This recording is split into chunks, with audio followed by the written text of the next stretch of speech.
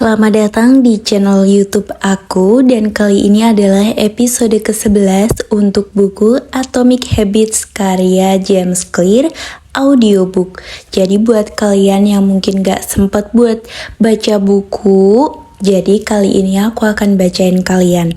Nah, buat teman-teman yang belum dengerin episode 1-10, aku rekomendasiin untuk dengerin dulu karena itu adalah bacaan dari bab-bab sebelum episode 11. Oke, langsung ke bukunya. Bab 7, Rahasia Pengendalian Diri. Pada 1971, ketika Perang Vietnam memasuki tahun ke-16-nya, anggota Kongres Robert Steele dan Connecticut and Morgan Murphy dari Illinois menyampaikan temuan yang membuat publik Amerika terenyak. Ketika menjenguk tentara di sana, mereka mendapati bahwa lebih dari 15% tentara Amerika yang ditempatkan di sana kecanduan heroin.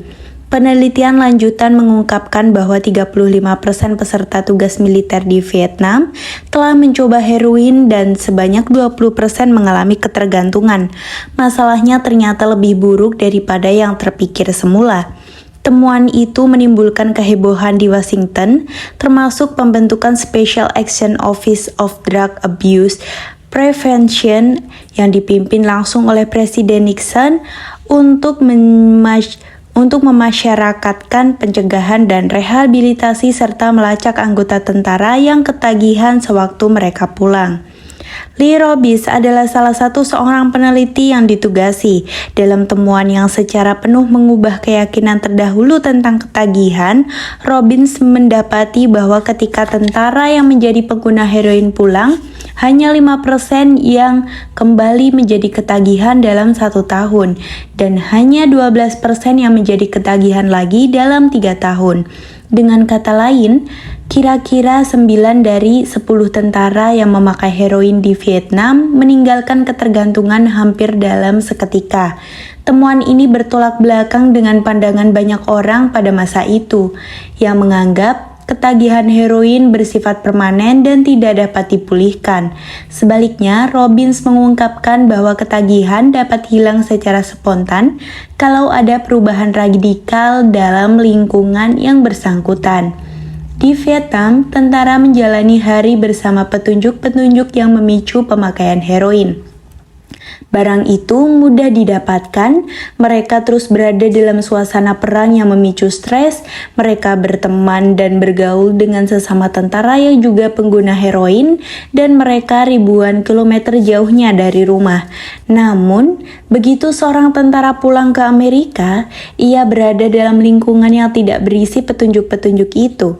Begitu konteks berubah, kebiasaan pun berubah. Bandingkan situasi ini dengan yang dihadapi oleh pengguna obat terlarang yang kita kenal. Seseorang menjadi pecandu di rumah atau ketika bersama teman, pergi ke klinik untuk dibersihkan yang menjauhkan mereka dari semua rangsangan lingkungan yang mendukung kebiasaan tersebut. Tapi lalu pulang ke tempat yang sama, lengkap dengan petunjuk-petunjuk yang sama, seperti yang dulu justru menjadikan mereka ketagihan. Tak mengherankan jika biasanya Anda mendapatkan angka-angka yang sangat bertolak belakang dari kajian terkait Vietnam. Umumnya, 90% pengguna heroin menjadi ketagihan lebih lagi begitu pulang dari panti rehabilitasi. Kajian-kajian terkait Vietnam berlawanan dengan banyak keyakinan kultural tentang kebiasaan buruk karena bertentangan dengan asosiasi konvensional bahwa perilaku tidak sehat adalah kelemahan moral. Bila Anda kelebihan berat badan, perokok, atau pecandu, seumur hidup Anda diberitahu bahwa itu karena Anda tidak memiliki kendali diri, bahkan mungkin karena Anda orang yang tidak baik. Gagasan bahwa sedikit pendisiplinan akan memecahkan semua masalah sudah tertanam mendalam di kebudayaan kita. Namun, penelitian belum lama ini menunjukkan sesuatu yang berbeda ketika ilmuwan menganalisis orang-orang yang terkesan memiliki kendali diri istimewa. Ternyata orang-orang ini sama sekali tidak berbeda dari mereka yang bermasalah. Sebaliknya, orang-orang yang didisiplinkan lebih baik dalam menata hidup mereka sedemikian sehingga tidak memerlukan kemauan dan kendali diri yang heroik. Dengan kata lain, mereka menghabiskan lebih banyak waktu dalam situasi-situasi yang menggoda. Orang dengan kendali diri paling baik biasanya adalah orang yang paling tidak perlu menggunakannya. Lebih mudah menerapkan kendali diri ketika Anda tidak harus terlalu sering menggunakannya. Jadi, betul, ketekunan, tekad, dan kemauan sangatlah penting untuk kesuksesan. Tapi, cara meningkatkan kualitas-kualitas ini bukanlah dengan menuntut agar Anda menjadi orang yang lebih disiplin, melainkan dengan menciptakan lingkungan yang lebih disiplin. Gagasan yang kontraintuitif ini bahkan lebih masuk akal lagi begitu Anda memahami apa yang terjadi ketika suatu kebiasaan terbentuk dalam otak. Kebiasaan yang telah terprogram dalam pikiran siap digunakan setiap kali situasi yang relevan muncul. Ketika Patty Olwell, terapis dari Austin, Texas, mulai merokok, ia sering menyulut rokok sewaktu sedang berkuda bersama seorang teman. Akhirnya, ia berhenti merokok dan menghindarinya selama bertahun-tahun. Ia juga berhenti berkuda. Berpuluh-puluh tahun kemudian, ia naik punggung kuda lagi dan tiba-tiba ingin sekali merokok. Sesuatu yang baru pertama kali itu ia rasakan. Ternyata petunjuk untuk merokok masih tertanam. Ia hanya tidak bisa memberikan situasi yang sesuai untuk waktu yang lama. Begitu suatu kebiasaan telah terprogram, dorongan untuk melakukannya muncul setiap kali lingkungan yang sesuai untuk petunjuknya muncul kembali. Ini satu alasan teknik-teknik perubahan perilaku bisa menjadi senjata makan tuan. Memerlukan pengidap obesitas dengan presentasi cara menurunkan berat badan bisa membuat mereka merasa stres, dan alhasil banyak orang kembali ke strategi perlawanan yang mereka sukai. Makan berlebihan, memperlihatkan gambar paru yang terbakar kepada perokok justru meningkatkan kecemasan yang mendorong banyak orang terdorong untuk mengambil rokok dan menyulutnya. Bila tidak berhati-hati dengan petunjuk, Anda bisa merangsang perilaku yang justru ingin Anda hentikan. Kebiasaan buruk bersifat autokatalitis, proses yang pengumpulan diri sendiri. Kebiasaan ini memperkuat perasaan-perasaan yang justru ingin dihilangkan. Ketika merasa galau, Anda akan makan penganan yang tidak sehat. Karena makanan penganan yang tidak sehat, Anda menjadi galau. Menonton televisi yang membuat Anda merasa lesu, jadi Anda menonton terus karena tidak memiliki energi untuk melakukan hal lain. Mencemaskan kesehatan membuat Anda merasa cemas, yang membuat Anda merokok untuk meredakan kecemasan sehingga kesehatan Anda menjadi buruk, dan tak lama kemudian Anda merasa lebih cemas lagi. Kebiasaan buruk bekerja seperti kereta yang menuruni spiral. Peneliti menyebut fenomena ini keinginan yang dipicu oleh petunjuk atau cue-induced wanting. Pemicu eksternal mendatangkan dorongan kuat untuk mengulangi kebiasaan buruk. Begitu Anda melihat sesuatu, Anda mulai menginginkannya. Proses ini berlangsung sepanjang waktu, seringkali tanpa disadari. Ilmuwan menemukan bahwa menunjukkan gambar kokain kepada pecandu selama 33 milidetik saja cukup untuk merangsang proses mencari ganjaran dalam otak dan memicu hasratnya. Paparan itu berlangsung begitu singkat untuk dicatat oleh otak secara sadar. Sang pecandu bahkan tidak mampu mengatakan apa yang telah mereka lihat, tapi gambar tersebut tetap memproses kemunculan hasrat terhadap obat bius. Berikut kesimpulannya, Anda bisa menghentikan kebiasaan, tapi Anda mustahil melupakannya. Begitu ceruk kebiasaan terpahat di otak Anda, kebiasaan itu hampir mustahil dihilangkan sepenuhnya, bahkan seandainya tidak dipakai cukup lama. Dan itu berarti semata menghindari godaan adalah strategi yang tidak efektif. Sulit mempertahankan sikap zen dalam hidup yang penuh dengan interupsi. Perlu terlalu banyak energi untuk melakukannya. Dalam jangka pendek, Anda dapat memilih mengatasi godaan. Dalam jangka panjang, kita menjadi produk lingkungan tempat kita tinggal. Secara kasar, saya tidak pernah melihat orang yang secara konsisten bertahan dengan kebiasaan-kebiasaan positif di tengah lingkungan yang negatif. Pendekatan yang lebih andal adalah menghilangkan sumber kebiasaan di sumbernya. Salah satunya, cara paling praktis untuk menghilangkan kebiasaan buruk adalah mengurangi kehadiran di lingkungan dengan petunjuk-petunjuk yang menyebabkannya. Yang pertama, Anda terkesan tidak dapat menyelesaikan apapun, tinggalkan ponsel di ruangan lain selama beberapa jam. Jika Anda terus merasa bahwa Anda tidak cukup sukses, berhenti mengikuti akun-akun media sosial yang memicu kecemasan, kecemburuan, dan rasa iri. Yang selanjutnya, jika Anda menghabiskan terlalu banyak waktu untuk menonton televisi, pindahkan pesawat televisi dari kamar tidur. Yang selanjutnya, jika Anda menghabiskan terlalu banyak uang untuk alat-alat elektronik, berhentilah membaca ulasan tentang produk teknologi terbaru. Yang selanjutnya, jika Anda terlalu banyak bermain video game, copot kabel konsol dan simpan di lemari setelah dipakai. Praktik ini merupakan kebalikan dari kaidah pertama, perubahan perilaku. Sebagai ganti menjadikannya terlihat, Anda dapat menjadikannya tak terlihat. Saya sering dikejutkan oleh betapa efektif perubahan-perubahan sederhana seperti ini bisa efektif.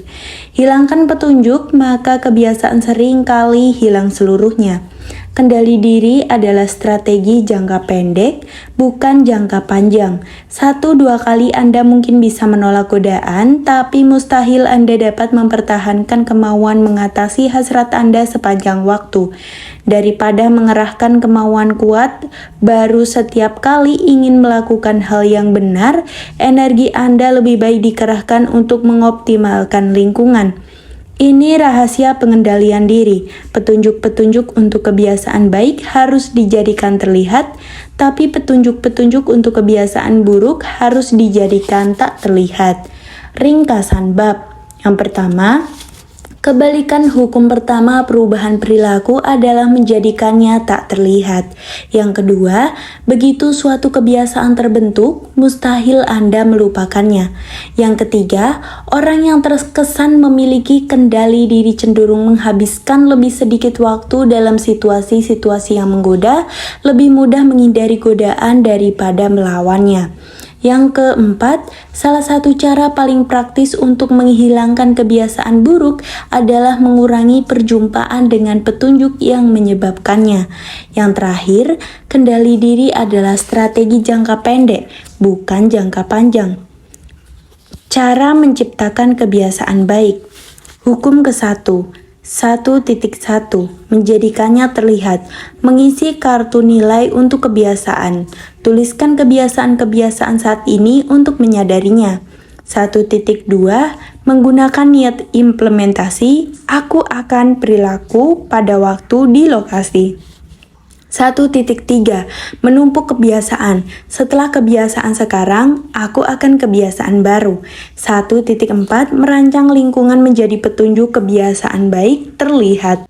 Hukum kedua, menjadikannya menarik. Hukum ketiga, menjadikannya mudah. Hukum keempat, menjadikannya memuaskan. Cara menghentikan kebiasaan buruk. Kembalikan ke hukum 1, menjadikannya tak terlihat. 1.5. Mengurangi paparan, hilangkan petunjuk-petunjuk kebiasaan buruk dari lingkungan. Kebalikan hukum kedua, menjadikannya tidak menarik.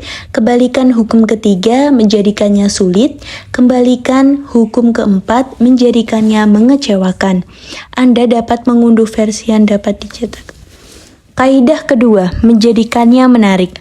Bab 8. Bagaimana menjadikan kebiasaan tidak dapat ditolak? Pada 1940, seorang ilmuwan Belanda bernama Nico Tinbergen mengadakan serangkaian eksperimen yang mengubah pemahaman kita tentang apa yang memotivasi kita.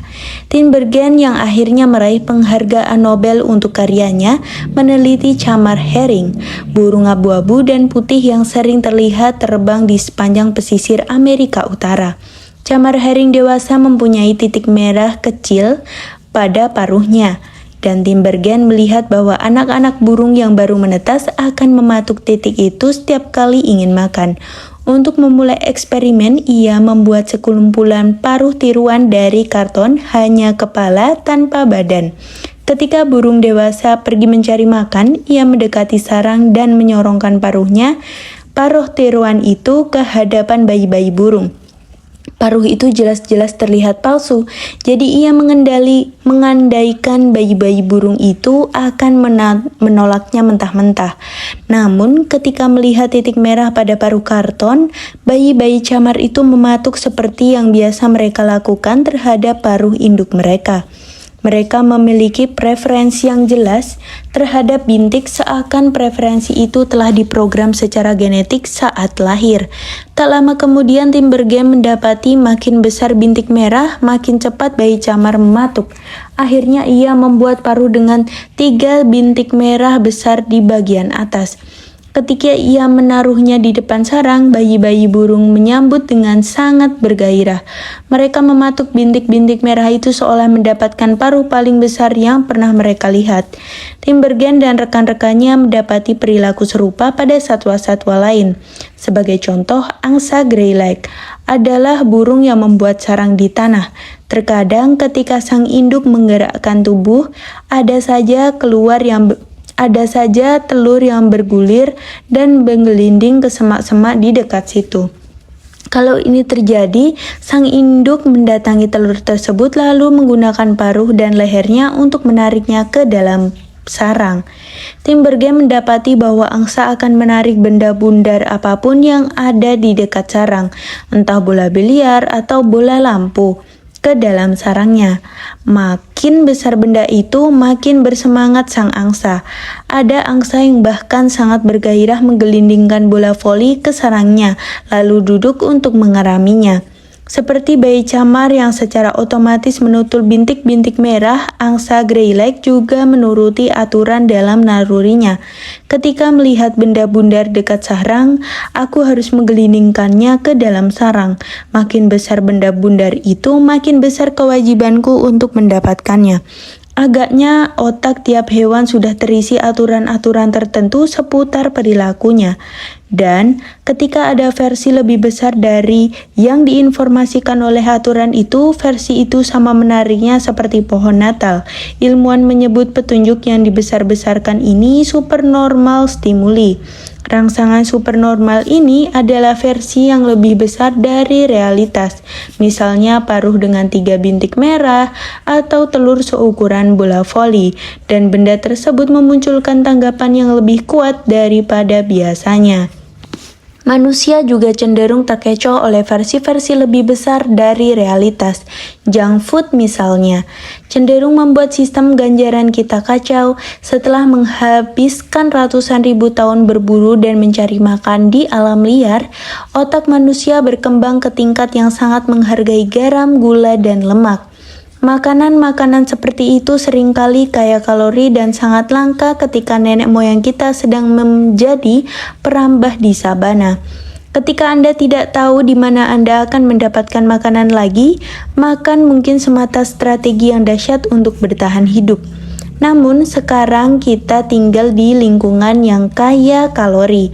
Makanan berlimpah, tapi otak Anda terus mendambakannya seperti ketika makanan masih langka. Memberi nilai tinggi pada garam, gula, dan lemak tak lagi menguntungkan bagi kesehatan kita, tapi gairah terhadap unsur-unsur itu tetap ada. Karena pusat ganjaran di otak tidak berubah selama kira-kira 50.000 tahun.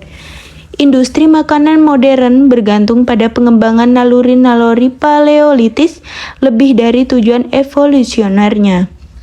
Sasaran utama ilmu makanan adalah menciptakan produk-produk yang lebih menarik bagi konsumen. Hampir setiap makanan dalam kantong, kotak, atau toples ditingkatkan dengan suatu cara, termasuk dengan menambahkan perusahaan menghabiskan jutaan dolar untuk menemukan tingkat kerenyahan yang paling memuaskan pada keripik kentang atau tingkat sengatan yang paling mengasyikkan pada minuman soda. Semua bagian bertujuan mengoptimalkan rasa suatu produk di mulut Anda.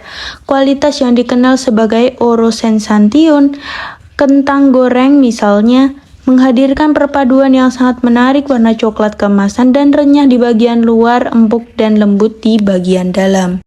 Makanan olahan lain meningkatkan kontras yang dinamis dalam hal kombinasi sensasi, misalnya renyah dan penuh krim. Bayangkan kenikmatan keju yang meleleh di bagian atas kulit pizza yang renyah, atau kerenyahan kue Oreo yang dipadukan dengan kelembutan bagian dalamnya. Dengan makanan alami yang tidak diolah, Anda cenderung mengalami sensasi yang sama berulang-ulang. Bagaimana rasa kubis ketika Anda menggigitnya untuk ke-17 kali? Setelah beberapa menit, otak Anda tidak berminat lagi dan Anda mulai merasa kenyang. Namun, makanan dengan kontras dinamis yang tinggi membuat pengalaman Anda selalu baru dan menarik, membuat Anda ingin menyantapnya lagi dan lagi. Akhirnya, strategi seperti itu memungkinkan ilmuwan makanan menemukan bliss point untuk tiap produk kombinasi tepat antara garam, gula, dan lemak yang membuat otak Anda bergairah dan membuat Anda terus-menerus menginginkannya. Hasilnya tentu saja adalah Anda makan lebih dari semestinya karena makanan yang luar biasa lezat jelas lebih menarik bagi otak manusia. Seperti kata Stefan Guyenet, pakar ilmu saraf yang mengkhususkan diri pada perilaku makan dan obesitas, kita menjadi kelewat pandai dalam menekan tombol kita sendiri. Industri makanan modern dan kebiasaan makan berlebihan yang ditimbulkannya hanya salah satu contoh hukum kedua perubahan perilaku. Menjadikannya menarik, makin menarik suatu kesempatan, makin besar peluangnya menjadi pembentuk kebiasaan. Coba perhatikan sekeliling kita. Masyarakat kita dicekoi dengan versi-versi realitas yang direkayasa habis-habisan sehingga lebih menarik daripada dunia yang pernah ditinggali oleh nenek moyang kita. Toko menampilkan manekin dengan pinggul dan dada sempurna untuk menjual busana. Media sosial menghadirkan like dan pujian lebih banyak dalam beberapa menit dibanding yang pernah kita dapatkan di kantor atau di rumah. Pornografi online yang menghadirkan tayangan merangsang pada tingkat yang mustahil ditiru dalam kehidupan nyata. Iklan diciptakan dengan kombinasi yang ideal dalam pencahayaan, rias profesional, dan penyutingan menggunakan Photoshop. Bahkan sosok yang dijadikan model tidak mirip lagi dengan sosok pada citra akhir yang dihasilkan. Inilah rangsangan-rangsangan super normal dalam dunia modern kita. Orang melebihkan fitur-fitur yang secara alami menarik bagi kita dan naluri kita bertambah liar karenanya, menjadikan kita mengembangkan secara berlebihan kebiasaan berbelanja, kebiasaan bermedia sosial, kebiasaan menonton pornografi, kebiasaan makan, dan banyak lagi. Bila sejarah dijadikan paduan, peluang-peluang di masa mendatang akan lebih menarik daripada peluang-peluang saat ini. Kecenderungan mencari ganjaran menjadi lebih terkonsentrasi dan rangsangan untuk menjadi lebih daripada saat ini makin memikat. Junk food adalah bentuk kalori yang lebih terkonsentrasi daripada makanan alami. Minuman keras adalah bentuk alkohol yang lebih terkonsentrasi daripada bir. Video game adalah bentuk permainan yang lebih terkonsentrasi daripada permainan papan yang tradisional. Dibandingkan dengan yang alami, pengalaman-pengalaman syarat kenikmatan ini sulit ditolak. Otak kita sama seperti otak nenek moyang, tapi dengan godaan-godaan yang tak pernah mereka hadapi. Bila ingin meningkatkan peluang terjadinya perilaku, Anda perlu menjadikannya menarik. Selama diskusi kita tentang hukum kedua, tujuan kita adalah belajar cara menjadikan kebiasaan-kebiasaan kita tidak dapat ditolak. Karena tidaklah mungkin mengubah setiap kebiasaan menjadi rangsangan yang super normal, kita bisa menjadikan suatu kebiasaan lebih menarik. Untuk melakukannya, kita harus mulai dengan memahami apa yang dimaksudkan dengan gairah atau craving dan cara kerjanya. Kita mulai dengan mencermati ciri biologis yang ada pada semua kebiasaan lonjakan dopamin. Lingkaran umpan balik yang digerakkan oleh dopamin. Ilmuwan dapat memantau kapan persisnya kebangkitan selera berlebihan terjadi dengan mengukur neurotransmitter yang disebut dopamin. Pentingnya dopamin mulai disadari pada 1954 ketika ahli ilmu saraf James Holt dan Peter Milner melakukan eksperimen yang mengungkapkan proses neurologis di balik gairah atau craving dan hasrat atau desire dengan menanamkan elektroda di otak tikus. Peneliti mengeblok pelepasan dopamin di luar dugaan ilmuwan. Tikus kehilangan semangat hidup sama sekali. Mereka kehilangan selera makan. Mereka tidak mau berhubungan seks, mereka tidak menginginkan apapun. Dalam beberapa hari, hewan-hewan itu mati kehausan. Dalam kajian-kajian lanjutan, ilmuwan-ilmuwan lain juga menghalangi pelepasan dopamin dalam otak. Tapi kali ini mereka menyemprotkan sedikit air gula ke mulut tikus-tikus yang kekurangan dopamin. Wajah tikus-tikus kecil itu terkesan bersemangat dan senang setelah merasakan kelezatan itu. Bahkan walaupun dopamin dihalangi, mereka menyukai gula sama seperti sebelumnya. Mereka hanya tidak menginginkannya lagi. Kemampuan mengalami kenikmatan masih ada, tapi tanpa dopamin gairah tidak ada. Dan tanpa gairah aksi berhenti. Ketika peneliti lain membalik proses ini dan membanjiri sistem ganjaran dalam otak dengan dopamin, hewan-hewan itu menjalankan kebiasaan dengan peningkatan yang luar biasa. Dalam suatu kajian, tikus menerima tambahan dopamin yang kuat tiap kali mengendus ke dalam kotak. Dalam hitungan menit, tikus mengembangkan hasrat yang sangat kuat sehingga mulai mengendus-endus ke dalam kotak sebanyak 800 kali dalam 1 jam. Manusia tidak terlalu berbeda. Pemain judi slot mesin rata-rata memutar roda 600 kali dalam 1 jam.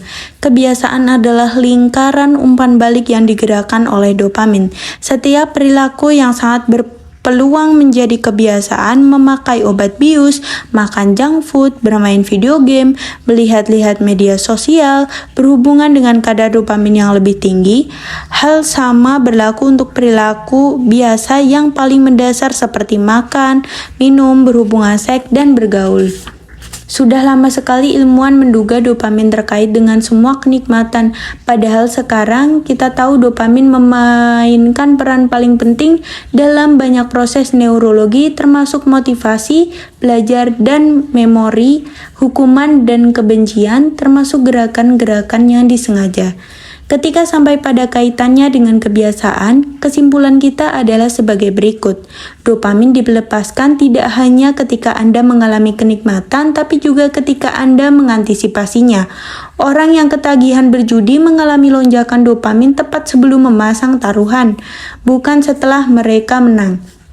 Orang yang ketagihan kokain kebanjiran dopamin ketika melihat bubuk itu, bukan setelah memakainya. Setiap kali Anda membayangkan suatu peluang akan memberikan ganjaran kepada Anda, kadar dopamin Anda melonjak karena antisipasi.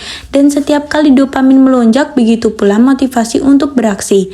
Antisipasi terhadap ganjaranlah, bukan pemenuhannya, yang membuat kita melakukan tindakan. Yang menarik, sistem ganjaran yang diaktifkan dalam otak ketika Anda menerima ganjaran adalah sistem yang sama yang teraktifkan ketika Anda mengantisipasi ganjaran itu. Ini satu alasan yang mengantisipasi pengalaman seringkali bisa terasa lebih baik daripada ketika mendapatkannya. Sewaktu kanak-kanak, berpikir tentang hari Natal bisa lebih menggairahkan daripada saat membuka hadiah. Ketika sudah dewasa, berkhayal tentang liburan mendatang bisa lebih mengasyikkan daripada ketika menjalani liburan itu sendiri. Ilmuwan menyebutnya perbedaan antara ingin dan suka. Sebelum kebiasaan dipelajari dopamin dilepaskan ketika ganjaran dialami untuk pertama kali. Ketika akan mengalami lagi, dopamin malah naik sebelum Anda mengambil tindakan, yakni segera setelah melihat petunjuk. Lonjakan ini mengantar ke rasa ingin yang luar biasa untuk beraksi begitu melihat petunjuk. Begitu kebiasaan terbentuk, dopamin tidak akan naik ketika Anda mengalami ganjaran karena Anda mengantisipasinya.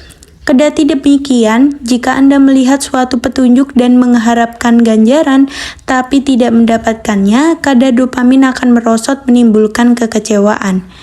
Kepekaan tanggapan dopamin dapat terlihat dengan jelas ketika ganjaran didapatkan tapi terlambat. Pertama, petunjuk teridentifikasi dan kadar dopamin meningkat dalam bentuk kenaikan gairah. Berikutnya, tanggapan dilakukan tapi ganjaran tidak datang secepat yang diharapkan, maka dopamin mulai menurun. Akhirnya, ketika ganjaran datang agak lama setelah yang Anda harapkan, dopamin melonjak lagi. Seolah-olah otak berkata, "Lihat, aku tahu aku benar, jangan lupa untuk mengulangi aksi nanti." Tadi itu adalah untuk episode hari ini. Untuk yang selanjutnya, aku saranin buat didengerin episode selanjutnya agar tidak ketinggalan informasi dan ilmu-ilmu yang bisa dipetik dari buku Atomic Habit karya James Clear. Jangan lupa untuk yang belum like, comment, share, dan subscribe, aku saranin buat comment, share, like, dan subscribe terlebih dahulu untuk membantu aku membangun channel YouTube ini dan agar aku lebih semangat lagi bikin konten. Terima kasih banyak.